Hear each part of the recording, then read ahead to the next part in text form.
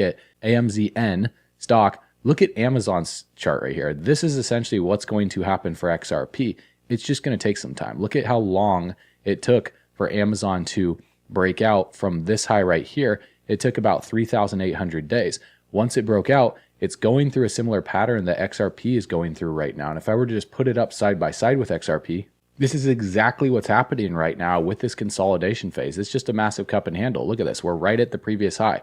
Look at what happened with Amazon back here in the year 2000. Once it broke that high, it used it as support, just like XRP is using this as support, and then absolutely exploded to the upside. And look at what happened to Amazon after that. It went from what, $5? XRP is at $2.70 right now, so not that far off. If we just now zoom out here over the macro and then zoom out here over the macro on Amazon stock, this is what I think is going to happen for XRP. And I think we are just at the forefront of it all. And you have to have some patience here, because from this 2010 to 2025, I mean, we're talking about 15 years later. It's going to take some time for XRP. But for those of you guys that are young, that are 30 years old, by the time you're 45 years old or 50 years old, you know, if XRP makes it up to these levels of $100, $200, look what Amazon went to, $5 to $200. Well, for XRP to go to $100, if you take $1 million, you divide that by 100, that's only 10,000 XRP. And currently, that's a part of the top 4%. So it's a lot less than you think based on a long-term perspective. But